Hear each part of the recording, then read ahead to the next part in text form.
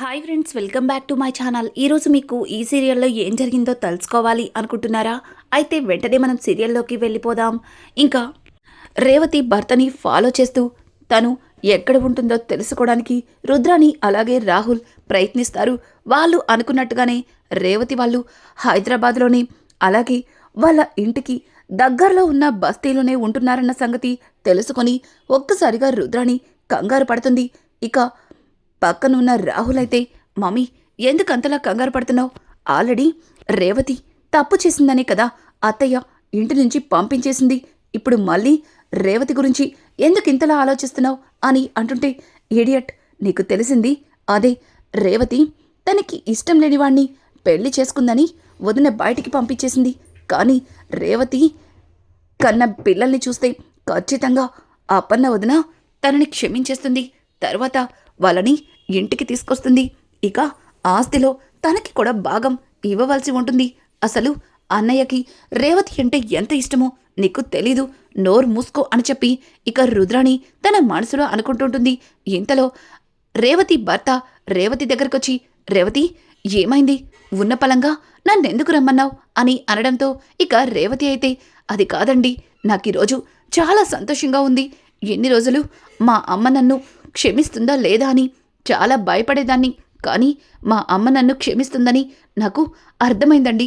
నాకిప్పుడు చాలా అంటే చాలా సంతోషంగా ఉంది అని చెప్పి రేవతి తన భర్తతో చెప్తుంటే ఒక్కసారిగా తన భర్త, రేవతి నీ సంతోషం చూస్తుంటే నాకు కూడా చాలా సంతోషంగా ఉంది. కానీ దీనికి కారణం ఏంటన్నది నాకు అర్థం కాలేదు అని అంటుంటే ఇక రేవతి తన కొడుకుని, నాన్న నువ్వు ఆ షాప్లో నీకు నచ్చిన కూల్ డ్రింక్ కొనుక్కో అని చెప్పి డబ్బులిచ్చి ఇక షాప్కి పంపించి, రేవతి అయితే అపర్ణ తన కొడుకుని దగ్గరికి తీసుకుని ముద్దాడిన సంగతి అలాగే తన కొడుకుని హత్తుకున్న సంగతి ఇక తన భర్తకి చెప్పడంతో ఒక్కసారిగా తన భర్త కూడా చాలా సంతోషిస్తాడు. రేవతి, నువ్వు చెప్తుంది నిజమా? నిజంగా మన రాజుని మీ అమ్మగారు దగ్గరికి తీసుకున్నారా అని అంటుంటే, అవునండి, అవును. ఈరోజు వాళ్ళిద్దరినీ అలా చూస్తుంటే నాకు ఎంత సంతోషంగా అనిపించిందో. అమ్మా, వాడెవరో కాదు, నా కొడుకే, నీ మనవడే అని చెప్పాలనిపించింది అని చెప్పడంతో ఇక పక్కన ఉన్న తన భర్త, అయ్యో రేవతి, అంత పని చెయ్యొద్దు. మన మీద ఉన్న కోపంతో మీ అమ్మ వాణ్ణి దగ్గరికి రానివ్వకపోతే వాడు చాలా బాధపడతాడు. ఇప్పటికే వాడు మీ అమ్మ గురించి చాలాసార్లు ఫ్రెండ్ అంటూ నా దగ్గర చెప్తే నేను అంతగా పట్టించుకోలేదు. మీ అమ్మగారిని వాడు ఎంతగా ఇష్టపడుతున్నాడంటే వాడి మాటలే అర్థమవుతున్నాయి. చూడు, ఒకవేళ నిజంగానే ఆ దేవుడి దయ వల్ల మీ అమ్మగారు మన రాజు వల్ల మళ్ళీ మనల్ని వాళ్ళింటికి తీసుకెళ్తే చాలా సంతోషం అని చెప్పి ఇక రేవతి భర్త రేవతితో మాట్లాడుతూ ఉంటే అనుకోకుండా రాజ్ అలాగే కావ్య అక్కడికి వస్తారు. వాళ్ళ మాటలు విన్న కావ్య వదినా అని పిలవడంతో ఒక్కసారిగా రాజ్ అలాగే రేవతి ఇద్దరు కూడా కావ్యని ఆశ్చర్యంగా చూస్తారు. ఇక కావ్య, ఏంటి వదినా అట్లా చూస్తున్నారు? ఆయన మీకు తమ్ముడైనప్పుడు మరి నేను మిమ్మల్ని వదినాని పిలవడంలో తప్పేముంది అని అడగడంతో ఇక రాజైతే తెగ సంబరపడిపోతాడు. ఏంటి కళావతి గారు, రేవతి గారిని నేను వదినా అంటున్నానని, సారీ అక్క అంటున్నానని తను వదినా అని పిలుస్తుంది అంటే కళావతి గారి మనసులో నా మీద ప్రేమ ఉంది, కానీ అది చెప్పటానికి కాస్త బెట్టు చేస్తున్నారు అని చెప్పి ఇంకా రాజ్ తన మనసులో తెగ సంబరపడిపోతూ, అక్క మీకు ఇంకా అర్థం కాలేదా? అంతలా ఆశ్చర్యపోతున్నారు? నేను మిమ్మల్ని అక్క అని పిలుస్తున్నాను కదా, అందుకే మిమ్మల్ని తను వదినా అంటుంది అని చెప్పడంతో ఇక రేవతి, ఓ అవునా, నేను ఏమైందా అనుకున్నాను అని చెప్పి ఇక రేవతి ఊపిరి పీల్చుకుని, ఏంటి తమ్ముడు ఇట్లా వచ్చారు అని అంటుంటే ఇక కావ్య, అదేం లేదు వదినా, మీతో కాస్త మాట్లాడాలని వచ్చాను. మీరు సహాయం చేయకపోతే ఈరోజు మేము అప్పుని కాపాడలేకపోయేవాళ్ళం. దానికి మాకు చాలా సంతోషంగా అనిపించింది. అందుకే మిమ్మల్ని నేరుగా కలిసి థ్యాంక్స్ చెప్పాలని వచ్చాం అని చెబుతూ ఉంటే ఇక రేవతి కూడా, అయ్యో అదేముంది కళావతి, మీరు నాకు కావలసిన వాళ్ళు, మీరు కష్టాల్లో ఉంటే ఆ మాత్రం సహాయం చేయలేనా అని చెప్పి ఇక రేవతి మాట్లాడుతుంది. అలాగే ఇక కళావతి అయితే రేవతి భర్తని, అన్నయ్య మీరు ఈరోజు డ్యూటీకి వెళ్ళలేదా అని అంటుంటే ఇక రేవతి భర్త కావ్య తనని అన్నయ్య అని పిలవడం చాలా ఆనందాన్ని ఇస్తుంది. ఇంకా అతనైతే, అమ్మా నువ్వలా పిలుస్తుంటే నాకు చాలా సంతోషంగా ఉంది. నిజానికి నేనొక అనాథని. నాకు ఎవ్వరూ లేరు. రేవతినే నన్ను అన్నీ తానే చూసుకుంటుంది. కానీ మొదటిసారి నన్ను ప్రేమగా అన్నయ్య అని పిలిచావు. నాకు చాలా సంతోషంగా ఉంది అని చెప్పి ఇక రేవతి భర్త అయితే కావ్యతో అంటుంటాడు. ఇదంతా చూసిన రుద్రాణి అలాగే రాహుల్ ఇద్దరు కూడా షాక్ అయిపోతారు. ఏంటి వీళ్ళతో ఇంతలా మాట్లాడుతున్నారు? అంటే ఈ రేవతి అపర్ణొదిన కూతురే అని కావ్యకి ముందే తెలుసా? అందుకే రేవతితో తను అంత క్లోజ్గా మూవ్ అవుతుందా అని చెప్పి ఇంకా రుద్రాణి అయితే తన మనసులో అనుకుంటూ కంగారు పడుతూ ఉంటే పక్కన ఉన్న రాహుల్, మమ్మీ, కావ్యకి ఆ రేవతి అత్తయ్య కూతురన్న నిజం తెలిస్తే తర్వాత ఖచ్చితంగా కావ్య ఇంట్లో అందరినీ ఒప్పించి రేవతిని ఇంటికి తీసుకొస్తుంది. అలా అయితే నువ్వు నేను భయపడినట్టు నిజంగానే ఆస్తి గోవిందా అని అంటుంటే, లేదు, అలా జరగడానికి వీల్లేదు, నేనుండగా అట్లాంటిది జరగనివ్వను కదా అని చెప్పి ఇక రుద్రాణి అయితే వాళ్ళు ఉన్న ప్లేస్ని కనుక్కున్నామని చెప్పి ఇక అక్కడి నుంచి ఇంటికి బయలుదేరతారు. ఇది ఇలా ఉండగా రాజ్, కావ్యలు కూడా ఇంటికి వస్తారు. ఇక కావ్య తన మనసులో ఎలా అయినా సరే రేవతిని పిలవాలని తన మనసులో అనుకుంటుంది. కానీ దాన్ని ఎలా అయినా అత్తయ్యతోనే రేవతి వదినికి చెప్పించాలని ప్లాన్ చేసుకుంటుంది. ఇంకా కావ్య అయితే రాజ్తో, రామ్ గారు, ఈరోజు రేవతి వదిన వల్ల మనం చాలా హ్యాపీగా ఉన్నాం. లేకపోతే ఈ బర్త్డే పార్టీని ఇంత సంతోషంగా జరుపుకునే వాళ్ళమే కాదు కదా అని అంటుంటే ఇక రాజ్ కూడా, అవును కళావతి గారు, నిజంగా అక్క వల్లే మనం ఈ బర్త్డే పార్టీని ఇంత హ్యాపీగా సెలబ్రేట్ చేసుకుంటున్నాం. అయ్యో మర్చిపోయానే, రేవతి అక్కని పార్టీకి పిలవలేదే అని అంటుంటే ఇక కావ్య, అవును మర్చిపోయాం, అందుకే వదిన్ని నేను పిలుస్తాను అని చెప్పి కావ్య అంటుంటే రాజ్, లేదు అక్కని నేనే పిలుస్తాను అని చెప్పి ఇద్దరు ఒకరికొకరు రేవతిని నేను పిలుస్తానని పోట్లాడుకుంటూ ఉంటారు. ఇంతలో అపర్ణ అక్కడికి వచ్చి, ఏంటి అసలు ఏం జరుగుతుంది ఇక్కడ అని అంటుంటే ఇక కావ్య అయితే, అదే అత్తయ్య, ఆ రోజు స్వప్నకి నన్ను ఒక ఆవిడ కాపాడిందని చెప్పాను కదా, ఆవిడ్ని నేను పిలుస్తానంటే రామ్ గారు నేను పిలుస్తానని నాతో గొడవ పడుతున్నారు.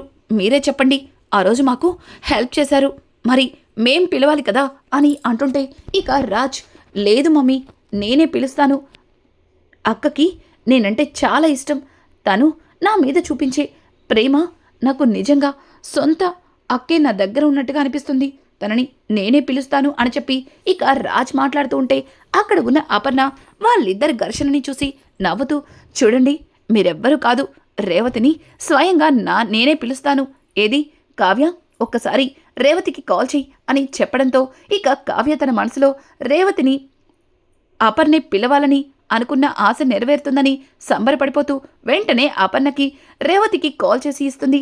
ఇంకా రేవతి హలో అని అనడంతో ఒక్కసారిగా రేవతి, కళావతి ఏంటి ఈ టైంలో ఫోన్ చేశావు అని అడగడంతో ఇంకా అపర్ణ, నేను కళావతిని కాదని అపర్ణనని, ఇక నువ్వు నా మనవరాలు బర్త్డేకి రావాలని ఇక రేవతిని పిలవడంతో రేవతి చాలా సంతోషంగా, సరే అమ్మా, తప్పకుండా వస్తానని కాల్ కట్ చేస్తుంది. ఇక తన భర్తతో, ఏవండి, అమ్మ నాకు ఫోన్ చేసిందండి, నన్ను ఆ ఇంటికి రమ్మని పిలుస్తున్నారండి అని అంటుంటే ఇక రేవతి భర్త, నువ్వు చెప్పింది నిజంగా నాకు చాలా సంతోషంగా ఉంది, కానీ నువ్వెవరో ఆవిడికి తెలియదు కాబట్టి నిన్ను ఈ ఫంక్షన్కి పిలిచారు. ఒకవేళ నువ్వక్కడికి వెళ్తే మళ్ళీ మీ అమ్మగారు నిన్ను ఏదన్నా అంటే నువ్వు చాలా బాధపడతావు రేవతి, తర్వాత నీ బాధను నేను చూడలేను అని అంటూ ఉంటే ఇక రేవతి, అదేం కాదులేండి, అక్కడ వాళ్ళ అత్తయ్య అమ్మ నన్నేం అనకుండా ఉండేలా చూసుకోవడానికి కావ్య ఉంది, నా తమ్ముడు రాజున్నాడు, అలాగే నానమ్మ ఉంది, నేను ఖచ్చితంగా వెళ్తానండి అని చెప్పి ఇక అపర్ణ అయితే చాలా ప్రేమగా తన భర్తని అడుగుతుంది. తన భర్త కూడా తల మీద నిమురుతూ, సరే రేవతి, నీ ఇష్టాన్ని నేనెప్పుడూ కాదనను అని అంటుండగానే తన కొడుకు రాజొచ్చి, అమ్మా, ఎక్కడికి వెళ్తున్నాం మనం, ఏదో బర్త్డే పార్టీ అంటున్నావు అని అంటుంటే, అవునురా, ఇంతవరకు నీ వాళ్ళెవ్వరూ లేరని నువ్వెంతగానో బాధపడ్డావు కదా, ఇక నీకు నీ వాళ్ళందరినీ పరిచయం చేస్తాను అని చెప్పి రేవతి అంటుంటే ఇక ఆ బాబుకి ఏమీ అర్థం కాక ఆశ్చర్యంగా చూస్తాడు. ఇక బాబుని దగ్గరికి తీసుకొని, ఏం లేదులే, ఎన్ని రోజులు మనకి ఎవ్వరూ లేరు, మనల్ని ఎవరూ ఎక్కడికి పిలవరని నువ్వు బాధపడుతున్నావు కదా, అందుకే ఈరోజు మన వాళ్ళు, అదే మనకి కావలసిన వాళ్ళు పుట్టినరోజు వేడుకలకి పిలిచారు, అక్కడికి నిన్ను తీసుకెళ్తాను, సంతోషంగా నీకు నచ్చిన వాళ్ళందరితో హ్యాపీగా ఉండు అని చెప్పి ఇంకా రేవతి అయితే ఆ చిన్న బాబుతో చెప్తుంది. ఇది ఇలా ఉండగా కావ్య అయితే తను అనుకున్నట్టు రేవతి వస్తుందన్న సంగతి ఇందిరాదేవికి చెప్పడానికి ఇందిరాదేవి దగ్గరికి వెళ్తుంది. ఇక ఇందిరాదేవి చాలా బాధగా కూర్చుంటే అమ్మమ్మగారు అని పిలవడంతో ఇందిరాదేవి ఉలుకు పలుకు లేకుండా ఆలోచిస్తూ ఉంటుంది.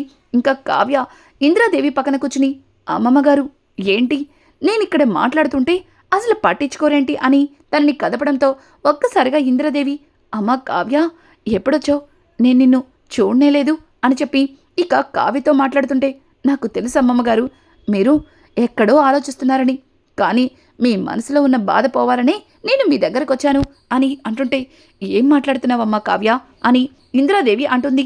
ఇక కావ్య అయితే, అమ్మమ్మగారు ఈరోజు అత్తయ్యే స్వయంగా రేవతి వద్దన్ని ఈ పుట్టినరోజు వేడుకలకి రమ్మని పిలిచారు అని అంటుంటే ఒక్కసారిగా ఇందిరాదేవి షాక్ అయిపోయి, అమ్మ కావ్య ఏమంటున్నావు, నువ్వు చెప్పేది నిజమా, నిజంగానే రేవతి మన ఇంటికి వస్తుందా అని అంటుంటే, అవును అవునమ్మమ్మగారు, వదిన ఈ స్వప్నక్క పాప పుట్టినరోజుకి వస్తానంది, ఖచ్చితంగా వస్తుంది అని అంటుంటే, అయ్యో ఎంత పని చేశావమ్మా, ఇప్పుడు కనుక రేవతి ఇంటికి వస్తే పార్టీ మొత్తం పాడవుతుంది, మీ అత్తయ్య కాస్త కూడా ఆలోచించకుండా రేవతి మీద ఏం కోప్పడుతుందో అని అంటుంటే, అయ్యో నానమ్మ, సారీ అమ్మమ్మ, నేనున్నాను కదా, నేను చూసుకుంటాను, అట్లాంటి గొడవేం జరగదు అని చెప్పి ఇక కావ్య అయితే ఇందిరాదేవికి నచ్చ చెప్పి తను బర్త్డే పార్టీకి కావలసిన ఏర్పాట్లన్నీ చూస్తుంది. రాజ్ కూడా కావ్యకి సహాయంగా అక్కడే ఉంటాడు. ఇక ఇంతలో ఇందిరాదేవి రుద్రాణి అయితే అనామికకి కాల్ చేస్తుంది. ఒక్కసారిగా అనామిక రుద్రాణికి ఫోన్ చూసి, ఈవిడొకత్తి మాట్లాడితే ఫోన్ చేసి చావ కొడుతుంది అని చెప్పి ఇక అనామిక ఫోన్ లిఫ్ట్ చేయదు. కానీ రుద్రాణి మాత్రం పదే పదే అనామికకి ఫోన్ చేయడంతో, అనామిక ఏంటి రుద్రాణి గారు, ఎందుకు అస్తమానం ఫోన్ చేసి విసిగిస్తున్నారు, ఇప్పటికే ఆ కావ్య వల్ల నేను చాలా ఇరిటేట్గా ఉన్నాను అని అంటుంటే, చూడు అనామిక, నీకొక మంచి అవకాశం దొరికింది, దాన్ని ఉపయోగించుకో అని అంటుంటే ఒక్కసారిగా అనామికకి ఏమీ అర్థం కాదు. ఇక రుద్రాణి అయితే, అవును ఏంటా అని ఆలోచిస్తున్నావు కదా, ఇంతవరకు నీకు ఒక నిజం చెప్పలేదు, రాజ్కి ఒక అక్క కూడా ఉంది అని అంటుంటే, ఏం మాట్లాడుతున్నారు రుద్రాణి గారు, నేను మీ కంటికి పిచ్చిదానిలా కనిపిస్తున్నానా, రాజ్ దొగ్గిరాళ్ళ వారింటి వారసుడు, తను ఒక్కడే కదా అని అంటుంటే, అయ్యో నీకు స్టోరీ తెలియదులే అని చెప్పి రుద్రాణి అయితే రేవతి స్టోరీ మొత్తాన్ని ఇంకా అనామికకి చెప్పి, చూడు తనని మళ్ళీ ఈ కుటుంబంతో ఒక్కటి చేయాలి అనుకుంటున్నారు, అలాగే ఆ రేవతికి ఒక కొడుకున్నాడు, నువ్వు కనుక ఆ బాబుని కిడ్నాప్ చేసి అతన్ని దూరం పెడితే తర్వాత ఆ బాబు కోసం ఖచ్చితంగా కావ్య రాజుని వదిలేస్తుంది, తర్వాత రాజ్ నీ సొంతమవుతాడు అని చెప్పి ఇక రుద్రాణి అయితే అనామికని రెచ్చగొడుతుంది. ఒక్కసారిగా అనామిక తనకి రుద్రాణి అంత మంచి ఐడియా ఇచ్చిందని తెగ సంబరపడిపోతూ, థ్యాంక్ యూ ఆంటీ, ఇన్ని రోజులు రాజ్ని నేను ఎట్లా దక్కించుకోవాలో అర్థం కాక నాలో నేనే సతమతమవుతున్నాను, కానీ ఈరోజు నాకు మంచి అవకాశం ఇచ్చారు అని చెప్పి ఇక అనామిక అయితే తెగ సంబరపడిపోతుంది. ఇక అలాగే రుద్రాణి అయితే, చూడు ఎప్పుడో కాదు, నీకు రేపే మంచి ఛాన్స్ వచ్చింది, రేపు నా మనవరాలు బర్త్డే, ఆ బర్త్డే సెలబ్రేషన్స్కి ఆ రేవతిని కూడా రమ్మని కావ్య పిలుస్తుంది, తను రేవతిని పిలిచి మళ్ళీ రేవతిని మా కుటుంబంతో ఒక్కటి చేయాలని చూస్తుంది, ఇట్లాంటప్పుడే నువ్వు తన సిచ్యువేషన్ని అర్థం చేసుకొని ఆ బాబుని కనుక కిడ్నాప్ చేస్తే కావ్య బాబు కోసం ఏదైనా చేస్తుంది, కుటుంబం కోసం తన చావమన్నా చేస్తుంది అని చెప్పి ఇక రుద్రాణి చెప్పడంతో అనామిక థ్యాంక్ యూ ఆంటీ అని చెప్పి ఇక అక్కడి నుంచి యామిని అయితే thank you aunty thank you అని అనుకుంటూ ఇక తను కొంతమంది రౌడీలకి ఫోన్ చేస్తుంది. అలాగే రుద్రాణి పంపించిన ఆ బాబు ఫోటోని ఆ రౌడీలకి పంపిస్తుంది. రేయ్, ఈ బాబుని కనుక మీరు కిడ్నాప్ చేస్తే మీకు కావలసినంత డబ్బిస్తాను, ఎట్టి పరిస్థితుల్లో ఆ బాబుని కిడ్నాప్ చేసిన సంగతి బయటికి రాకూడదని ఇక యామిని అయితే వాళ్ళతో చెప్పడంతో వాళ్ళు కూడా సరే మేడం అని చెప్పి కాల్ కట్ చేస్తారు. ఇక మరుసటి రోజు ఉదయాన్నే రేవతి పుట్టినరోజు వేడుకలకి వెళ్ళాలని ఇక తన బీరువాలో ఉన్న చీరలన్నీ తిరగేస్తుంది. ఇంతలో రాజ్ అక్కడికొచ్చి, అమ్మా ఏంటి ఫంక్షన్కి వెళ్తానికి రెడీ అవుతున్నావా? మరి నేను అని అంటుంటే, చూడు రాజ్, మనం వెళ్ళేది ఈవినింగ్. నువ్వు ఈ పూట స్కూల్కి వెళ్ళు, తర్వాత మీ డాడీ వచ్చి నిన్ను త్వరగా తీసుకెళ్తారు అని చెప్పి ఇక బాబుని స్కూల్కి అయితే పంపిస్తుంది. అదంతా విన్న రౌడీలు ఇంకా బాబుని స్కూల్ నుంచి తేవడం కోసం స్కూల్కి ముందుగానే వెళ్ళి బాబుని పంపించేయమని అడుగుతారు. బాబు కూడా అవును మేము ఫంక్షన్కి వెళ్తున్నాం, అందుకే మా మమ్మీ త్వరగా రమ్మనింది అని చెప్తుంది. కానీ వాళ్ళు వాళ్ళ అమ్మ రేవతికి కాల్ చేసి, మేడం బాబు కోసం ఎవరో వచ్చారు, పైగా ఫంక్షన్కి వెళ్ళాలి, త్వరగా పంపించండి అని అంటున్నారు అని అంటుంటే రేవతి కూడా అవును కదా, ఫంక్షన్కి వెళ్ళాలని నేను ఆయన్ని త్వరగా వెళ్ళమన్నాను, కానీ ఆయన కాకుండా ఎవరిని పంపించుంటారు అని అనుకుంటూ, అవునండి మేం ఫంక్షన్కి వెళ్ళాలి, బాబుని పంపించేయండి అని చెప్పి స్కూల్ యాజమాన్యానికి చెప్పడంతో స్కూల్ వాళ్ళు ఇక బాబుని పంపించేస్తారు. బాబుని కిడ్నాప్ చేసి వాళ్ళైతే అక్కడి నుంచి తీసుకుని వెళ్ళిపోతారు. ఎంతసేపటికి బాబు రాకపోవడంతో రేవతి చాలా కంగారుగా తన భర్తకి కాల్ చేస్తుంది. ఇక తన భర్త రేవతితో మాట్లాడుతూ, రేవతి నేను ఇంకా స్కూల్ దగ్గరికి వెళ్ళలేదు, ఇదిగో దారిలో ఉన్నాను అని అంటుంటే, ఏమంటున్నారండి, మీరు ఇంకా స్కూల్ దగ్గరికి వెళ్ళలేదా? మరి మన రాజ్ని ఎవరు తీసుకెళ్ళినట్టు? ఇందాక స్కూల్ నుంచి కాల్ వచ్చింది, ఎవరో వచ్చారు బాబుని పంపాలా అని. నాకు తెలియక వాళ్ళు మీరే పంపించారనుకుని బాబుని పంపేమన్నాను అని చెప్పడంతో ఒక్కసారిగా రేవతి భర్త షాక్ అవుతాడు. ఇంకా రేవతి అయితే బాబుని ఎవరో కిడ్నాప్ చేశారని తను అర్థం చేసుకుని చాలా బాధపడుతుంది. రేవతి ఇంకా రాలేదని రాజ్ కావ్యలిద్దరూ కూడా రేవతికి ఫోన్ చేస్తుంటే ఒక్కసారిగా రేవతి ఏడుస్తూ తమ్ముడు అని అంటుంది. రాజ్ అయితే రేవతి వాయిస్ వినగానే చాలా కంగారు పడుతూ, అక్క ఏమైంది, నువ్వు బాధపడుతున్నావు అని అంటుంటే ఇక రేవతి జరిగిందంతా రాజ్కి చెప్తుంది. ఇక రాజ్, అక్క నువ్వేం కంగారు పడకు, మేం వస్తున్నాం అని చెప్పి కాల్ కట్ చేసి ఇక పక్కన ఉన్న కావ్యతో చెప్పడంతో ఒక్కసారిగా కావ్య, ఏంటి బాబుని కిడ్నాప్ చేశారా? ఈ టైంలో బాబుని ఎవరు కిడ్నాప్ చేస్తుంటారబ్బా అని చెప్పి కావ్యకి ఏమీ అర్థం కాదు. ఇక కావ్య అలాగే రాజ్ ఫంక్షన్ స్టార్ట్ అయ్యేలోపు తిరిగి వచ్చేయాలి అనుకుంటూ అక్కడి నుంచి ఇక రేవతి ఇంటికి వెళ్తారు. రేవతి జరిగిందంతా చెప్పడంతో ఇక ఇద్దరు కూడా స్కూల్ దగ్గరికి వెళ్ళి అక్కడ చుట్టుపక్కల ఉన్న సీసీ ఫుటేజ్ని చెక్ చేస్తారు. ఆ సీసీ ఫుటేజ్లో బాబుని తీసుకెళ్లే వ్యాన్ నెంబర్ కనిపిస్తుంది. ఆ నెంబర్ని ఆధారంగా బాబు ఎక్కడ ఉన్నాడో కనుక్కోవడానికి రాజ్ కావ్య చాలా ప్రయత్నిస్తుంటారు.